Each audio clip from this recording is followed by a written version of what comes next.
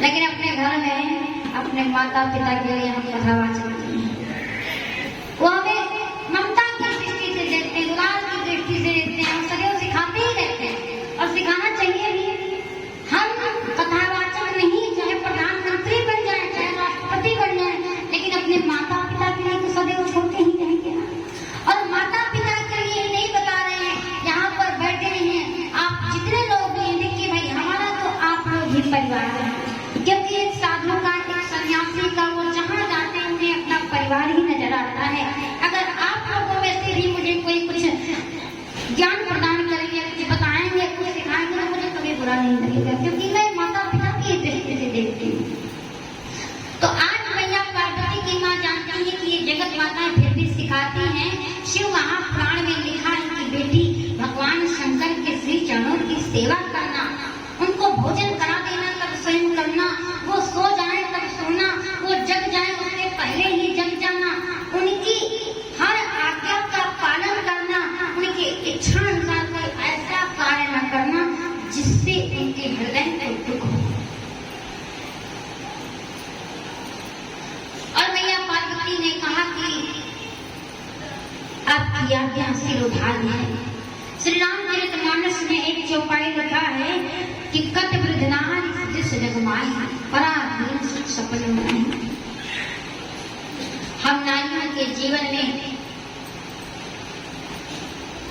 सुख कभी नहीं है, ऐसा लिखा है, क्योंकि हम जीवन भर पराधीन रहते हैं।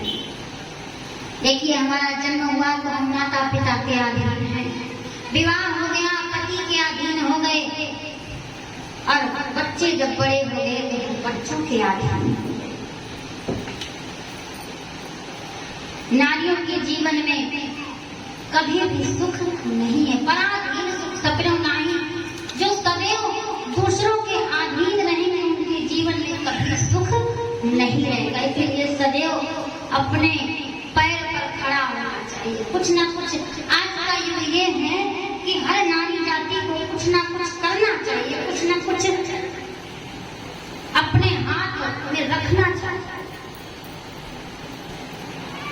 और आज का युग तो भाई सभी नारियां कुछ ना कुछ कर रही हैं।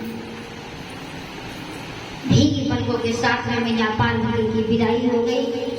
मैया पार्वती कैलाश पर्वत पर पहुंची और आनंद पूर्वक महादेव के साथ में निवास करती हैं। कुछ दिन जब बीता तो मैया पार्वती ने एक पुत्र को जन्म दिया, जिनका नाम कार्तिकेय। तारकासुर ने त्राही त्राही मचा के रखी थी। तारकासुर का कार्तिकेय भगवान ने बन किया। बोलिए कार्तिकेय भगवान की। अब यहाँ से राम जी की कथा प्रारंभ होगी। मैया पार्वती कैलाश पर्वत पर बैठी हैं, भगवान शंकर बैठे हैं। एक दिन की बात है, मैया पार्वती के मन में ये इच्छा हुई कि राम जी की कथा को सुना जाए। तो किससे सुना जाए? अपने पति से उन्होंने निवेदन किया कि मुझे राम जी की कथा सुनाइए। शंकर जी ने कहा कि सुना तो देंगे, लेकिन जिस प्रकार से आपने अगले जन्म में असावधानी बरती थी, इस जन्म में ऐसा मत करना। भगवान शंकर कहते हैं कि जन्म कहाँ बखानी और सावधानी